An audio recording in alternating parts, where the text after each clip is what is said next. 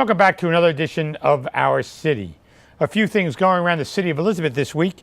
On Wednesday, June 6th at 5:30, I'm going to join the Greater Elizabeth Chamber of Commerce at their Business After Hours networking event. This is being held at La Vicinidad Bar, located at 14 Julian Place. For more information, please call the Chamber at 908-355-7600. And on Thursday, June 7th to June 11th, the 86th Annual Conference of Mayors will be held. This conference is led by Columbian, South Carolina Mayor Steve Benjamin, and it's hosted by the Boston Mayor Martin Walsh. If you need more information concerning these events or any other events, please call our Public Information Office at 908-820-4124. And please stay with us after these messages, where we're going to come back and we're going to talk to a professional boxer, Mr. Derrick Rolon, who has been working with the youth of the city of Elizabeth and the surrounding communities in boxing for many years. Please stay with us.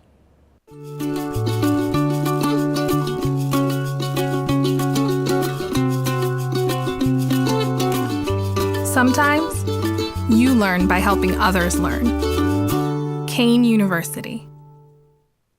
Welcome back to Our City, where I'm joined by Mr. Derrick Rolon, who's a former professional USBA middleweight champ. Derrick, welcome to the show. Thank you. Good to be here. Thank you. So USBA, what's that? United States Boxing Association. It was a United States title instead of a world title. And tell us, Derrick, you got into boxing as a young boy, or when did you start? I started boxing from Elizabeth PAL, and Elizabeth at 8 years old. Started boxing up until I was 10, and then I had a little car accident, and then I went back to Elizabeth PL, and it wound up sending me to Elizabeth Recreation, which was Kirk Center back then.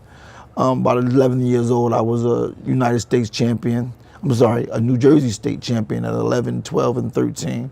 At 14 years old, I took second in the country nationals, and at 15 years old, I was United States Junior Olympic champion. I represented the United States out of Elizabeth, New Jersey, and London, Ireland, Sweden, Denmark, Scotland, Wales, fighting in the United States boxing team.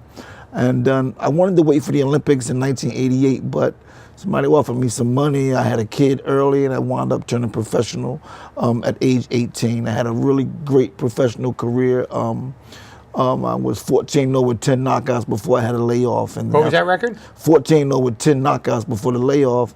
Then I had a detached retina. I was fixed my eye. I went back. I won the title. Did a detached retina happen through boxing? Yes. And so then what happened was I wound up going back to boxing, getting a title, and I had another injury that I had to permanently end my career with a record of 23-2.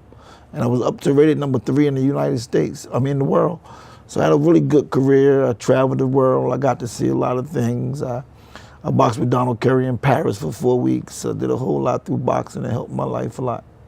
So boxing is a great self-discipline sport as well, right? Yeah, it did a lot of things for me. It enabled me to learn discipline, to learn, never to give up on things, and develop some characteristics that helped me out. So in my career, I wound up doing some really good things. I came back to college. I got a bachelor's degree from Kean University. I've been working in the field of correction with inmates that went to jail, that have been having problems with their lives. I've been doing that since '98. Helping people get their lives in order, staying away from drugs, staying away from crime. And I think boxing was like the foundation for me. It helped me out a whole lot. Gave me a foundation of meeting with people, talking, interviewing, and helping a lot of people. So you're an Elizabeth guy, born and bred? Yeah, born and bred, Elizabeth, New Jersey, yeah. So you do all this, Derrick, and then how do you wind up becoming a recreation leader for boxing in the city of Elizabeth? Well, I went down to Trenton. I was working down in Trenton for like the last 7 years, helping guys come home from jail who had drug problems. I was, alcohol and drug counselor. And then what happened was, with the crime and everything that's happening, and Trenton is definitely a need for it. But coming back to the city where I was from, Elizabeth, New Jersey, where the crime is out of control, from what it used to be when I was a child. And the guns, and you'd be losing these kids at such an early age, I decided to try to be more with preventing the problem than correcting the problem. Work with guys coming from jail is a need, but if we could work with the preventional stage, with them coming from a young age, it'll probably have a bigger impact on trying to help the child. So what's the first thing you teach a kid about boxing? It's got to be it's got to be a mental thing, right? It's definitely a mental thing, and I try to tell a lot of people that there's 90% of mental, how you feel about yourself. And that's why I think the boxing program out of Elizabeth is so beneficial to the child, because it's like a family, and they learn to dig deep in. We teach them not to quit, not to give up. We teach them, to be strong in your spot, to work hard, to not. There's no shortcuts in boxing. That's why I love it. It's like you can't take a pill or drink a can or something and you be in shape and be ready.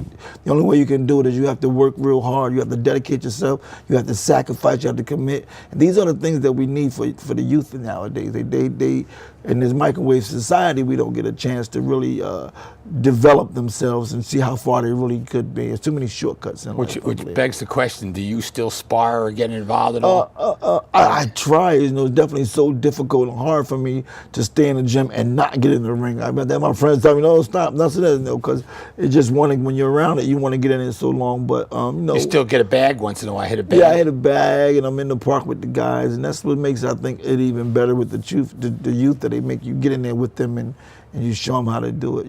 So since you came up as a young boy and learned how to box, and now that you're a recreational leader, way past teenager years and all of that, tell me, what do you get out of it now? It feels good. I feel like I was kind of like, it was like being used to, I went through what I went through for the purpose of me being able to teach and give back. I worked as a teacher. I worked in a school district. I did a lot of things, but what really made it, I really get my self-satisfaction is seeing a young kid, have a desire to do something besides illegal activities and doing stuff. I have a lot of kids that's like in the project, maybe in the Pierce Manor projects that we have, that would rather come hang out with me in the gym doing nothing, even when he doesn't have to work out, just to get away from his environment and his community. And I like that.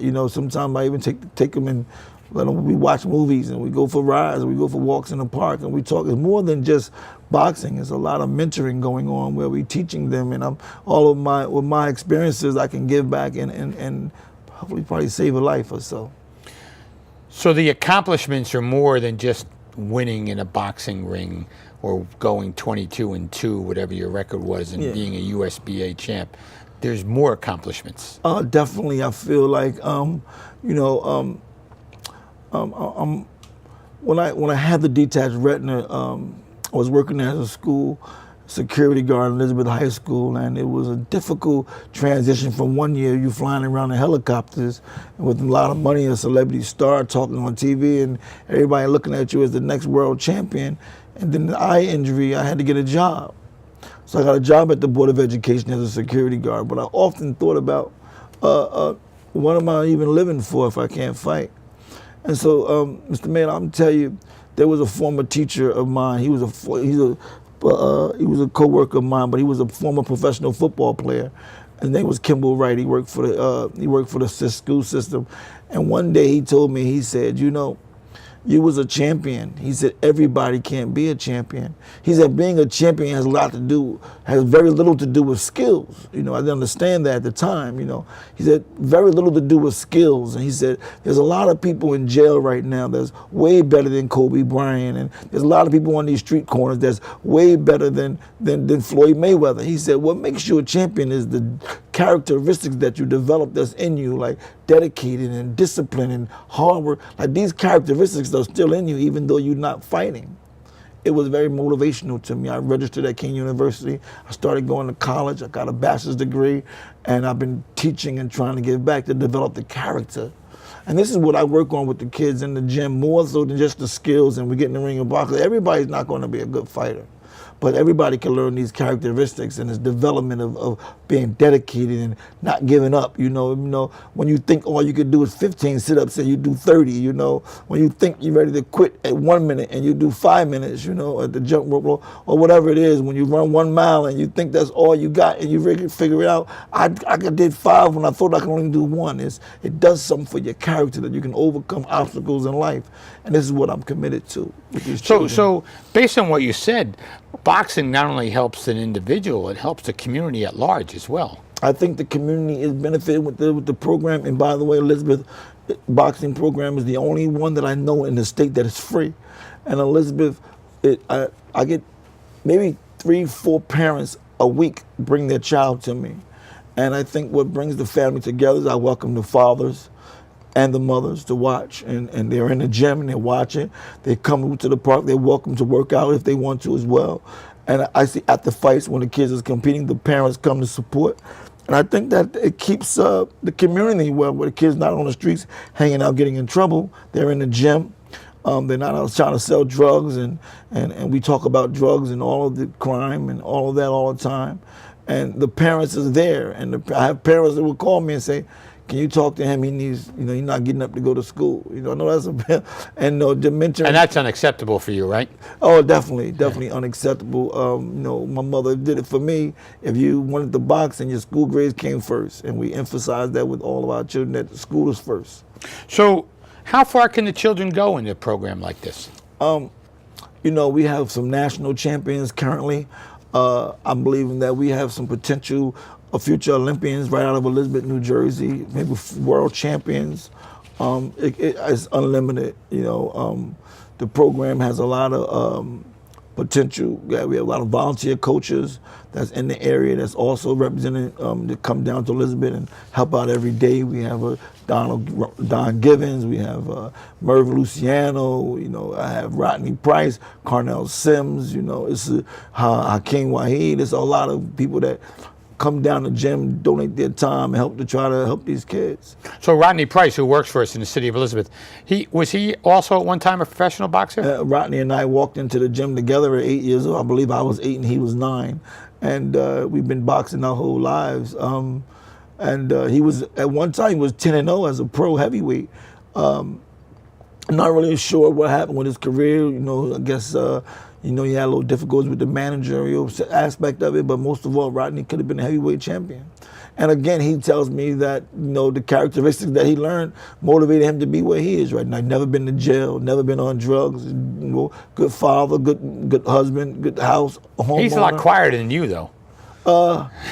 In public, maybe. Yeah. In public, he's quiet. He's a heck of a guy. He's a good friend. He's a really good guy. He's a Hall of Famer. I was inducted into the New Jersey Boxing Hall of Fame in 2008, and then he introduced me when I was inducted, and then I introduced him a couple of years ago. He got inducted into the New Jersey Boxing Hall of Fame. He did. Yeah. And tell me about Cornell Sims. Cornell Sims. He kind of was an older fighter than I. He kind of led the way for me. He was Golden Glove champion. He turned professional as well. He was a heck of a fighter, national, I think silver medalist in the nationals. He had an eye injury prior to, which ended his career. He worked for the Board of Education for about 30-something years. Never been to jail, never been on drugs, good positive role models in the community. And in my opinion, I believe it stems from the characteristics we developed as the boxing program. So tell me, you, Rodney, Cornell, all these other guys you mentioned, you get a 8-9-year-old kid in there, and all of a sudden they have the attitude that they're going to be a champ. You got to beat it down a little bit, but how do you not destroy their confidence in saying, hey, not everybody gets there?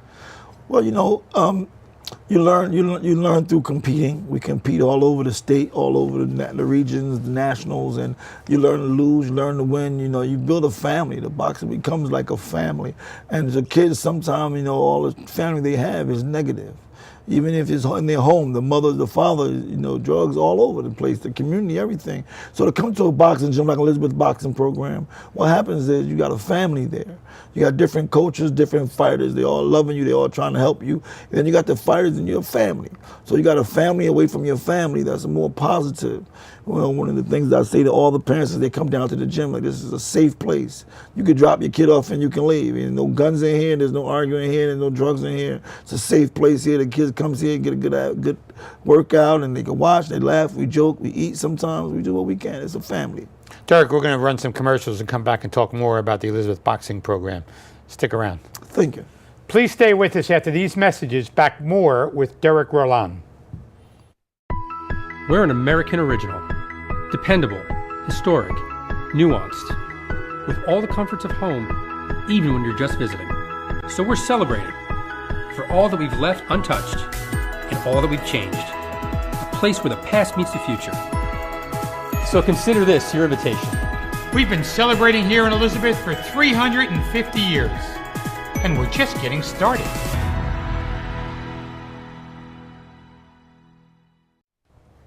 Welcome back to our city. I'm here with Derrick Rolon talking about the Elizabeth Recreational Boxing Program here in our city. Derrick, one of the things we were talking about during the break were how many kids. You talked about some coming in and out, but you always have a set number of kids there, right? Well, at least 50 a day on a normal day that comes in and comes through the program.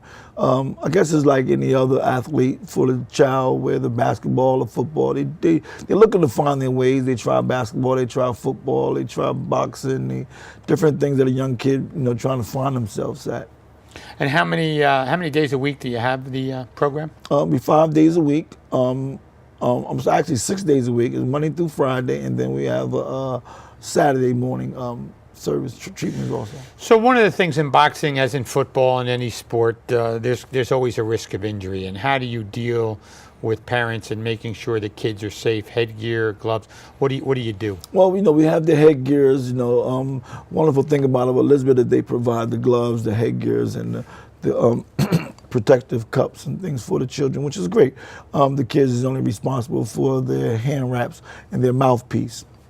They're really protected. I mean, injuries can happen, but they get insured. We're insured. Once you start to take the program serious, then you get a registration with the country, with the league, the federation, federal league, which is like $60 for the year, protects you through all your injuries in the gym, while you're competing, traveling on the way to the gym, and traveling home from the gym. They're protected under that.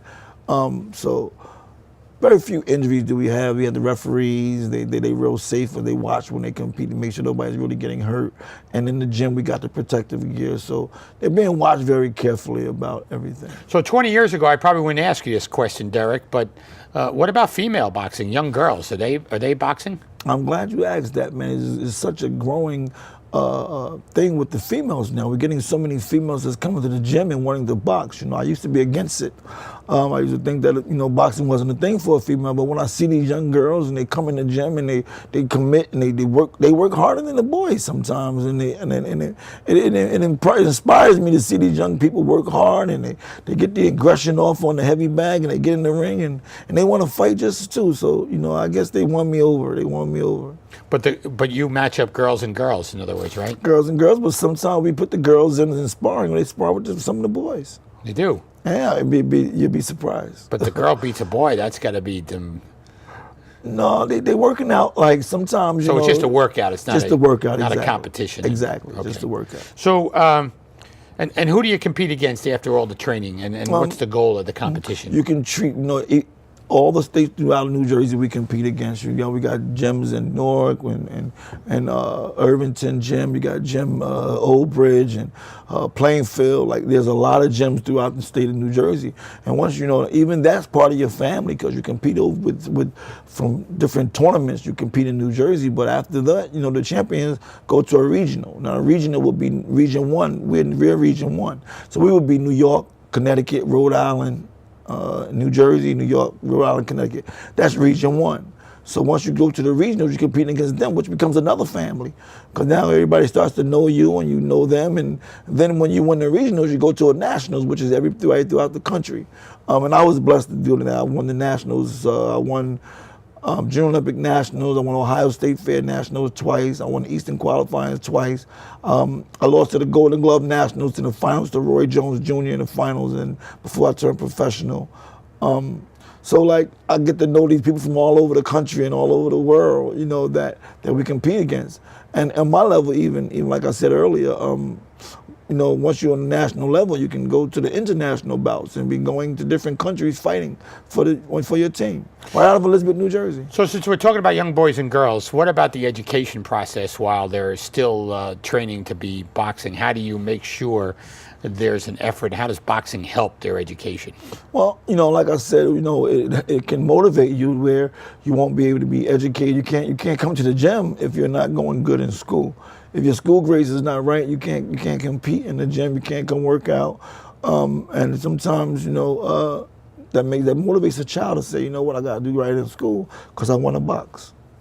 And that's probably the strongest message of all, right? Exactly. So what are the benefits from the boxing program besides learning how to box? The camaraderie, obviously. You spend a lot of time talking about the family. Well, the benefits, I think, is, like I said about the family thing was excellent, but also, you learn a little bit about yourself. You learn that you can do more if you just apply yourself, that nothing in the world comes easy. I didn't have a normal childhood like most boys and girls. Like my father was very involved, and every morning before school, he woke me up at 5:30 in the morning. I had to run 5 miles before school. So while I was in the shower from finishing my running, he was fixing me breakfast before he taking me to school. So I didn't have a normal life. And one of the other benefits I like is that I got to eat healthy. I couldn't eat candies and cake and ice creams and all of that. So my foundation for my health would be better because I'm learning to eat healthy as a young age, as a young child. And tell us about, expand on that, because physical fitness and health is important. Very important. That's what I mean in terms of where what you're eating and working out. You're going to need these benefits. A lot of things right now, the little kids are so into these video games that they don't really get to work out. Like when we was kids, we went outside and played on the street. Well, now they playing in the house, they playing eating potato chips and cake and ice cream and playing video games all day, which is later on you get diabetes, high blood pressure, cholesterol, all kinds of problems. So Derrick, tell me a question.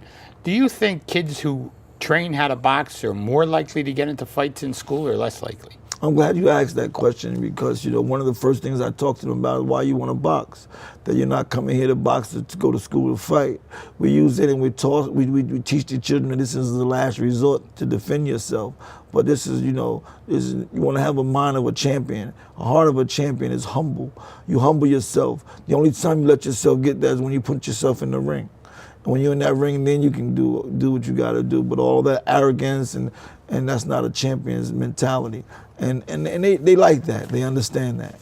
Any cost to this program? Like I said, City of Elizabeth is great. We appreciate how that it's free for the parents and for the children. The only place that I know that is free, just the hand wraps and the mouthpiece that we ask for you to do that. And if you really start to take it serious, then it's $60 a year for your registration, which is your insurance. Okay. So tell me about the different boxing events. How do the kids get there?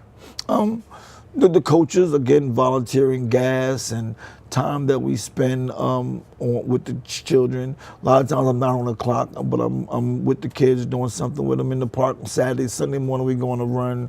A lot of the events is on Sundays are different when we drive. Get in the car, the coaches chip in and do what we got to do to get. So the coaches get it done. Yeah, the coaches get it done. And the travel expenses too. The coaches get it done. We get it done. We do what we got to do. So do they compete out of state at all, or just mostly in state? All the time. It's out of state a lot. You got New York versus New Jersey a lot of times. Different, like I said before, I was in Ohio State Fair national tournaments, and different nationals could be anywhere. So do you recognize talent in a kid 8 or 9 years old, or do you have to watch it develop? I mean, can you find a champion or an Olympic hopeful at some point at a young age, or you got to watch them evolve a little more? We debate a lot about that. My opinion is that champions are born. They're not really created.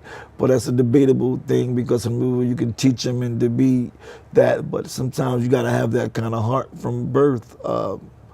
That's a debate. Like I believe that when you put them in there, you see where they got the heart for it. If they got the heart for it, then you can develop and shape them and make them. But they got to have that heart for it at first. Everybody ain't gonna get hit and punch back. If I get hit, I'd probably stop.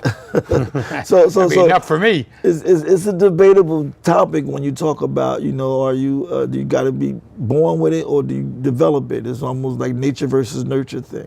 So success in a boxing ring, from what you've said today, is not only boxing skills, but it's also education, camaraderie, friendship, getting along with people, understanding anger management. It's an awesome program that it saved my life. It was an awesome thing that I got involved in that and learned through that process of what it developed me to grow into as a human being and what I'm able to give back to my own children and my own family and the children in the community as well. So Derrick, you only lost twice from what you said in your record, and winning a lot is always helpful. What's it like to lose, though? Tough Well, question, huh? I gotta make you think about that, right? Nobody likes to lose, man. But to be honestly, when I teach the kids and we talked about that, sometimes how you lose is important, and that's in life as well. You can just roll over and give up, or not really put up a good fight. But sometimes you lose, but you gave up a lot of good fight, and your opponent gives you enough respect to understand that you know what, he was a good fighter, and the respect is given as well, back and forth. So losing is not bad. Losing sometimes could be like, wow, he's a good fighter. Anybody can win, but to get knocked down and get back up is what really defines a champion. I think it was Muhammad Ali that says, or someone said that it's not how you are in times of comfort, but how you are in times when it's rough. So what are the expectations of young people when they come to are they expecting to compete? Are they expecting to be a great boxer? Or what do you think their expectations are? Yeah, it's some people that want us to come there and just see how it is and see if, just something I want to do for a while. Some people just want to get in shape, the family they want to get into. Some people want to be world champion from the beginning. And I don't think there's no limitations to that. I think that the sky could be the limit. If you live the right way, you get the right findings, and you can be, it's very successful, a lot of success stories through fighting. So, Derrick, tell me, how do people get a hold of you or the recreation program, or if they wanted to join the boxing program? We had an Elizabeth Recreational Center in Bayway. We're under construction at the moment. They're renovating the gym.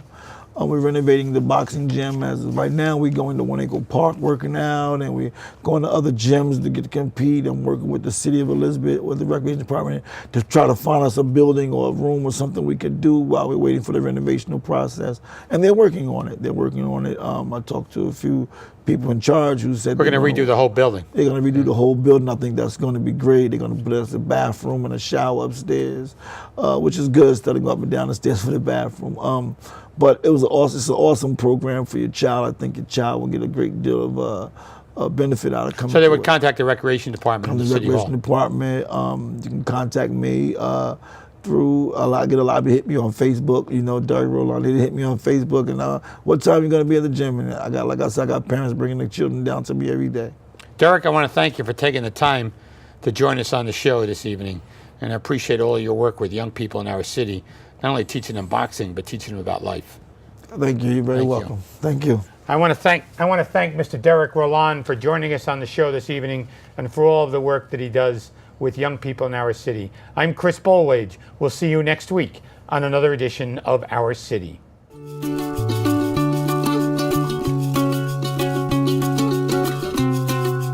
Why do we like it here? Let's just say the reasons are diverse.